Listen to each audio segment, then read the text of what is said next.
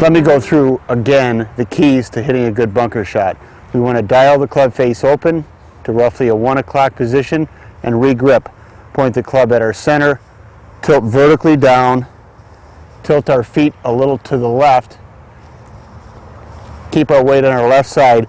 We're going to swing back and let the club hinge freely, and then we're going to turn our body through. It's going to look like this. And that ball came right out at the pin. Here's a great way to practice your bunker play. What we're going to do is set the bunker up as I am showing. That's going to look like this. As you can see, there are 5 balls in the middle, the right side, the left side. There are 5 in the back lip where you can't see them, and 5 on the front slope. Also, 2 balls are placed to show the quartering positions that you can also practice. Once we've set the balls up as shown, we're going to hit all of them to the first pin placement, which is represented by the orange flag. Then we're going to reset the balls in the same positions in the sand and hit all of the balls to the second pin placement, which is represented by the blue flag. Then we're going to reset the balls and hit the entire set of balls to the back pin placement, which is represented by the yellow flag.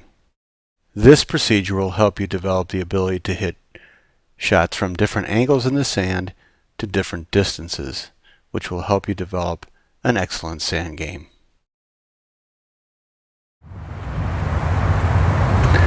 Now, with 5 balls in the middle, the side slope, the up slope, the side slope, and the down slope, we're going to be practicing every lie. We're also going to do this to 3 different pin placements, to a pin that's cut close or on the front edge of the green, which is about 5 to 10 yards from where you are, a pin that's in the middle of the green, which is more about 10 to 20 yards from where you're at, and then a pin that's from 20 to 30 yards from where you're at. And you're going to hit 5 balls from each angle at each pin placement. This is going to help you get a feel for how to hit those shots at the different angles and the different distances. What we want to do is get in the middle of the trap first, start with the easiest, go to the front level, then to the sides, and then to the back, which is the most difficult. So go through this procedure. It will help you develop the ability to handle different lie situations and to hit the ball different distances out of the green from those different lies.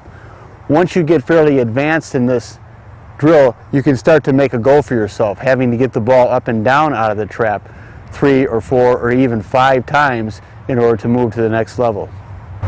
And finally, you can try the even more difficult lies, which are uphill, side hill, downhill, side hill, and downhill, side hill.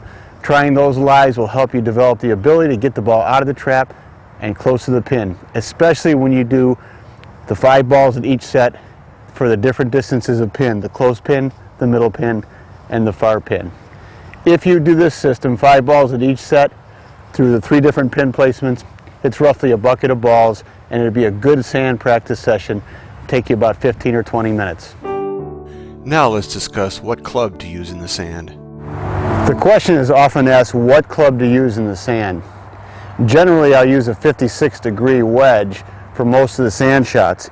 However, if the pin is cut very close and short, a 60-degree sand wedge has a little more loft. You can swing a little harder and hit the ball shorter and more up in the air and stop it quicker. Also, for extreme situations, if the pin is, say, 25 or 30 yards back toward where the yellow flag is there, you might want to use a pitching wedge. Do the same thing. Make sure you open the club face and swing down. The lower amount of loft will traject the ball out quicker and faster. The ball will roll a little bit more. It'll make it easier for you to get the ball back to that pin placement. So for the close shots, use the lob wedge for the real close shots to get the ball to stop real quick. Sand wedge for generally most of the shots, and pitching wedge if you have a real long bunker shot you want to hit all the way back to a long pin placement. Systematically practicing from various positions in the trap to various pins goes a long way in developing an excellent sand game.